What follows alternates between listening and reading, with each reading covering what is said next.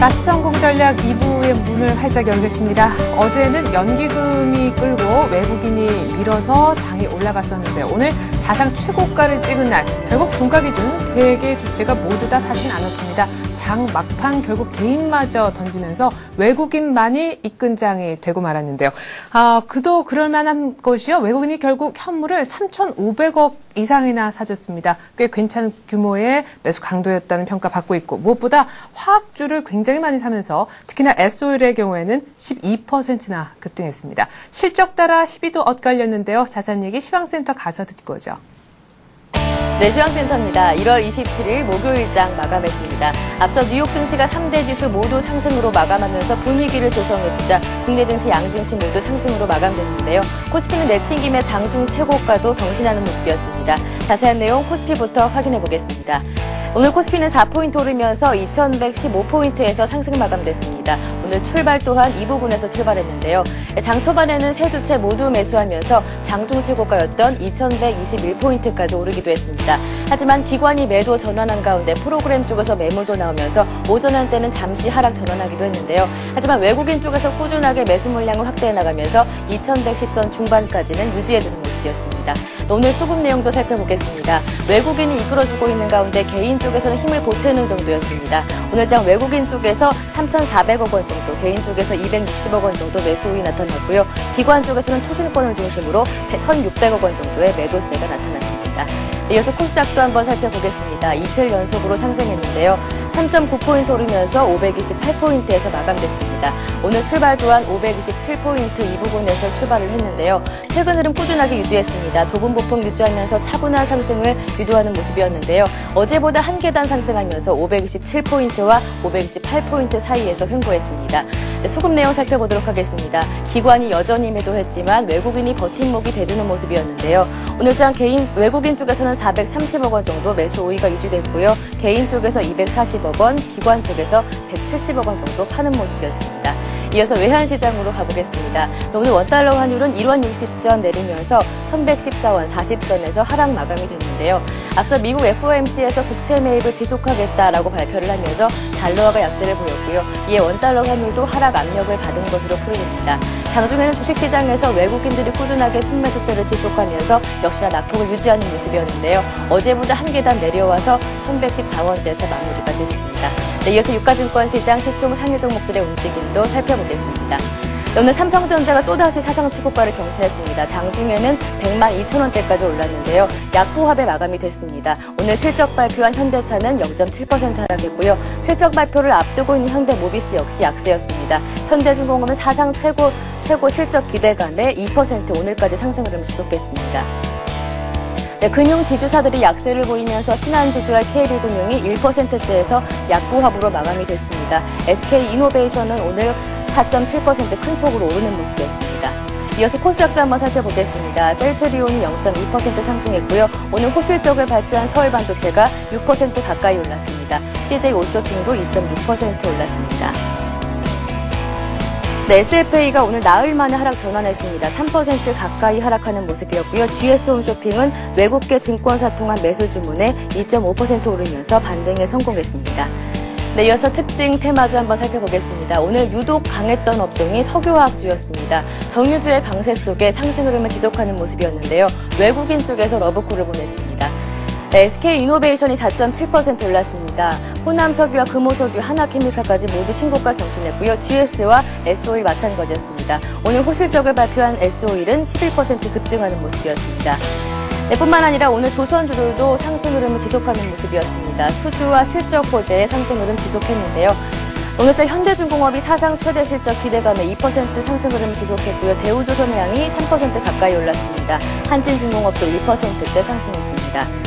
네, 이어서 LTE 관련주 한번 살펴보겠습니다. 상용화 기대감에 어제부터 급등하고 있는데요. 이노와이어리스부터 서원인텔까지 상한가 가까이 올랐습니다. 나머지 종목들도 2% 이상 7%대로 오르면서 LTE 관련주들은 오늘까지 이틀 연속으로 상승하고 있습니다. 네, 이어서 증권주 한번 살펴보겠습니다. 코스피가 최고점을 경신했지만 증권주들의 반응은 시큰둥했는데요. 대우증권이 1% 하락하는 듯 전반적으로 약보합에서 1%대 하락하는 모습이었습니다. 이제 실적 시즌 물이 오르고 있습니다. 그 가운데 오늘은 자동차 관련주들의 실적 발표 날이었다 해도 과언이 아니었는데요. 현대차가 실적을 발표했고요. 기아차가 내일 실적 발표를 앞두고 있는 상황입니다. 현대모비스부터 글로비스는 오늘 실적 발표를 앞두고 있는 상황인데요. 실적 발표를 앞두고 오늘은 주춤하는 모습이었습니다. 만도가 1.6%로 하락했습니다. 네, 그렇다면 오늘 실적을 발표한 종목들 어떤 종목들이 있는지 주가 흐름까지 한번 챙겨보겠습니다. 네, 하이닉스가 0.7% 하락했습니다. 서울반도체가 5.7% 급등했고요. SOL이 영업실적이 흑자 전환에 성공하면서 두 자릿수 상승세 나타났습니다. SKC는 보합권에서 마감이 됐습니다. 네, 그렇다면 내일 실적 발표를 앞두고 있는 종목들 어떤 종목들이 있는지 살펴보겠습니다. 네, 삼성전자와 LG화학이 내일 실적 발표를 앞두고 있는 상황이고요. 삼성엔지니어링 현재 1% 상승으로 마감이 됐습니다. 두산도 2.5% 올랐습니다. 네, 모두 내일 실적 발표를 앞두고 있는 종목들인데요. 그 가운데 두산그룹주들의 상승세가 눈에 띄고요. 한국타이어와 넥센타이어 역시 빨간불로 마감이 됐습니다. 동아제약은 1% 하락으로 마감됐습니다. 네, 지금까지 마감 시황 전해드렸습니다. 네. 자, 오늘장 전문가는 어떻게 봤는지 한번 특징들 추려보고요. 이번 주 마지막 거래일인 또 내일장 대비책도 세워봐야 되겠죠. 대신증권으로 가겠습니다. 최진 책임연구위원 연결합니다. 안녕하세요. 예, 안녕하십니까. 네, 사상 최고가를 오늘 쓴 날이긴 하지만 그 바로 전에 사상 최고가를 찍었던 1월 19일 종가보다는 오히려 0.7포인트 정도 낮네요. 예, 일단은 오늘 증시에 큰 의미를 두자면은 외국인의 순매수가 어느 정도 좀 회복이 되지 않았는가를 먼저 좀 판단할 수 있을 것 같고요.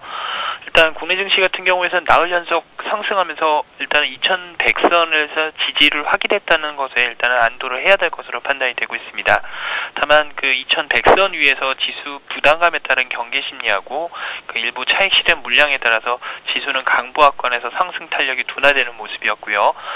일단 오늘의 상승 요인을 판단해 보자면은 외국인들의 순매수 지속 여부도 있었겠지만 FOMC의 양적 완화 기조 확인에 따른 안도 랠리를 보일 수 있을 것 같은데요. 이에 따라서 외국인 같은 경우에서는 지난주까지 우려를 보였던 외국인 엑소더스 문제가 어느 정도 좀 해결되지 않았는가를 좀 판단할 수 있을 것 같습니다. 최근에 들어서 아시아권의 인플레 압력에 대해서 상당히 우려가 강했던 것은 사실이지만은 국내나 대만 같은 경우에서는 인도와 중국에 비해서 수출 비중이 높은 국가들이거든요. 그래서 따라서 수출 비중이 높다는 것은 결국 선진국들의 경기 회복 기대감이 좀 더 다른 아시아권에 대해서 좀 경기 회복 기대감, 수혜감이 좀 더 컸었던 것으로 판단이 되고 있습니다. 한편 업종별로 봤을 때는 오늘 유가 상승에 따른 수혜 등으로서 4분기 실적 서프라이즈를 기록한 SOL이 12% 가까이 상승하면서 화학업종이 큰 폭의 상승세를 보인 게 특징적이었습니다. 네, 아까 FMC 얘기를 하셨는데요. 저금리 기조 유지한 게 사실 유동성 측면에서도 도움이 되겠고, 우리 수출주도 굉장히 반겨할 만한 그런 내용이긴 한데, 아까 얘기하셨듯이 우리나라를 포함해서 지금 신흥시장이 전부 다 물가에 신경이 곤두서 있는 상태 아니겠습니까? 미국 쪽에서 계속 돈을 더 풀면은 그 인플레 압력이 결국 우리한테까지 넘겨지는 거 아닐런지요? 예, 일단 인플레에 대한 우려는 당분간은 좀 지속될 것으로 보여지고 있는데요. 거기에다가 일단 지수에 대한 부담감이 같이 겹쳐진다는 점에서는, 현재 악재로서 작용하기보다는 추가 상승을 좀 더 억제하는 방향이 낫지 않겠는가 이렇게 좀 판단할 수 있을 것 같습니다. 예. 특히 최근에 외국인 펀드 흐름을 글로벌리하게 좀 찾아보자면은 특히 중국과 인도 관련돼서는 외국인의 이탈 잔금이 좀 더 눈에 띄는 모습이었는데요. 이에 비해서 대만하고 한국같이 IT라든지 수출 비중이 좀 높은 국가들에 비해서는 외국인의 이탈 자금이 일부 나타나긴 했었지만 아직까지 기조적이라고는 말할 수 없을 것 같습니다. 따라서 일단 기타 아시아권하고 국내 증시는 좀 더 약간 구분을 해야 되지 않을까 좀 판단을 하고 있습니다. 예, 그래요. 같이 한꺼번에 우리나라 묶기에는 조금 아쉬운 측면이 있군요. 근데 뉴욕 증시 보니까 지금 뉴욕도 우리하고 분위기가 굉장히 비슷해요. 다우가 간밤에 12,000선까지 찍고 내려왔었다면서요? 예, 일단 미국 증시도 상당히 가파른 상승세를 나타내고 있는데요. 업종 주간으로 봤을 때 9주 연속 상승세를 좀 기록했다는 거는 어느 정도 좀 기술적인 부담으로도 작용하고 있는 게 사실입니다. 한편 오늘 밤 발표될 기업 실적이라든지 경기 지표를 좀 살펴보면은요. 먼저 오늘 밤 같은 경우에는 12월 내구재 주문과 12월 잠정주택 판매에 관련돼서 좀 이야기가 나올 것 같습니다. 결론부터 말씀드리면은 일단은 서로 좋고 나쁘고에 따라서 일단은 좀 중립적일 것으로 판단이 되고 있는데요. 먼저 12월 내구재 주문 같은 경우에서는 전월 대비로 봤을 때 11월치가 마이너스 0.3%에서 예상치는 1.4%로 나오면서 일단은 좀 좋을 것으로 예상이 되고 있습니다. 일단은 내구재 주문 같은 경우에서는 1년 이상 쓰는 재화를 내구재로 표현을 하고 있고요. 이와 같은 내구재를 실질적으로 쓰고 있는 것들은 기업들의 설비 투자와 밀접한 관계이기 때문에 내구재 주문이 상승세를 보인다는 것은 미국 기업들의 설비 투자 활성화와 함께 미국 경기가 호전되고 있다는 측면을 살펴볼 수 있을 것 같습니다. 그 밖에 12월 잠정주택 판매 지표도 나오고 있는데요. 현재로서는 11월 대비해서 약 1% 정도 상승할 것으로 보여지고 있는데요. 하지만은 절대 수준 자체가 2009년 수준보다는 아직 낮은 수준이기 때문에 주택 경기에 대해서는 여전히 시각을 두고 좀 더 회복을 이야기해야 할 것 같습니다. 그 밖에 오늘 밤에 발표된 미국의 실적 관련돼서는 아마존하고 AT&T 등이 좀 눈여겨볼 수 있을 것 같은데요. 아마존 같은 경우에서는 작년 3분기 같은 실적이 주당 순이익이 0.48센트에서 88센트로 소폭 상승하는 반면에 AT&T는 전년 3분기와 같은 0.5에서 0.54달러로서 소폭의 혼조세를 좀 보일 것으로 예상이 되고 있습니다. 예, 기업 실적은 일단 솔직히 나와봐야겠지만 주택 지표는 큰 기대 안 하고 있어도 내구재 주문, 이 기업 투자하고 연관되어 있는 이쪽 부분에 또 한번 기대를 걸어봐야겠습니다. 자, 다우도 부담스러운 위치다라고 얘기하셨지만 다시 우리 증시 얘기로 돌아가 보면 우리도 정말 이제는 안 가본 길을 가고 있지 않습니까? 위에 매물대는 없는데 확실히 많이 올라온 부담도 있는 것이 사실입니다. 타이밍도 지금 설을 앞두고 있고요. 내일장 어떻게 대응을 하면 좋을까요? 일단은 오늘까지는 일단 봤을 때 상승 탄력이 좀 더 둔화되었다는 부분을 봤을 때는 일단은 앞서 말씀드렸던 오늘 밤 미국 지표도 중요할 것 같지만은 금요일 날 있을 미국의 4분기 GDP 발표에 좀 더 시장의 관심이 모아질 것으로 보여지고 있는데요.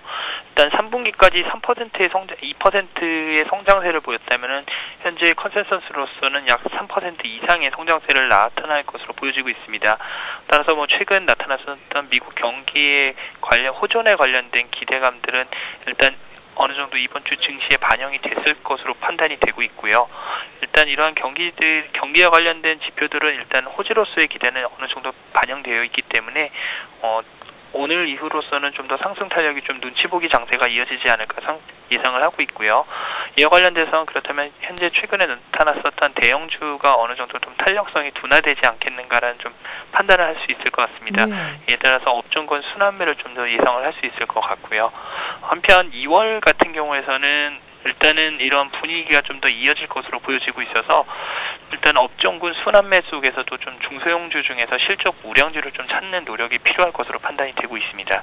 예, 근데 그에 앞서서 이제 그게 주말 얘기고요. 내일은 우리 내부적으로 삼성전자 실적이 진짜 가이던스가 아니라 실적이 공개되는 날 아니겠습니까? 삼성전자가 앞으로 이렇게 장사를 잘할 겁니다라고 좋은 전망을 발표하더라도 모멘텀이 될 수 없을까요?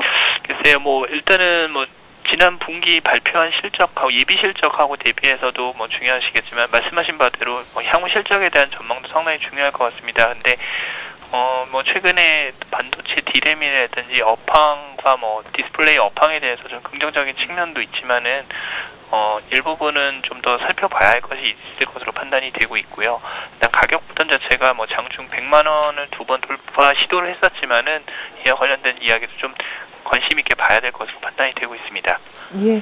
자, 이렇게 해서 내일 그리고 주말 밑그림까지 슬쩍 한번 그려봤습니다. 대신증권의 최진 책임연구위원의 분석이었습니다. 고맙습니다. 네, 감사합니다.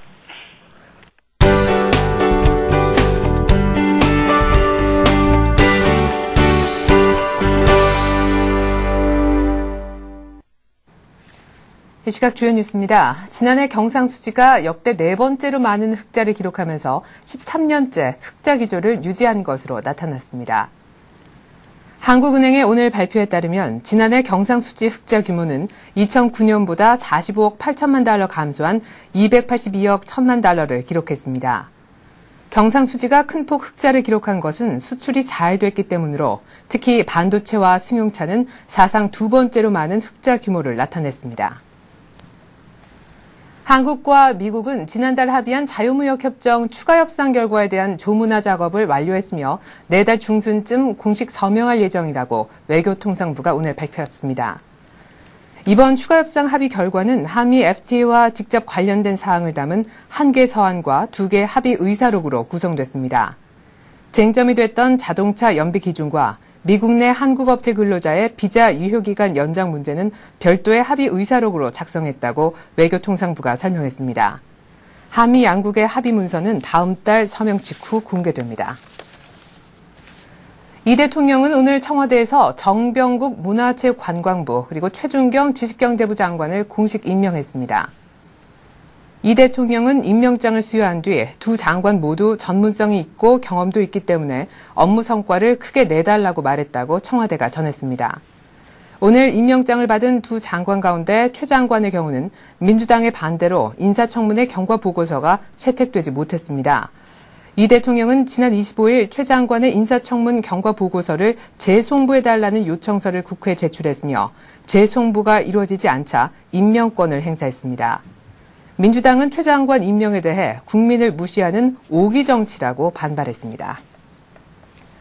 현대자동차가 지난해 영업이익 3조 2,266억 원의 사상 최대 실적을 냈습니다.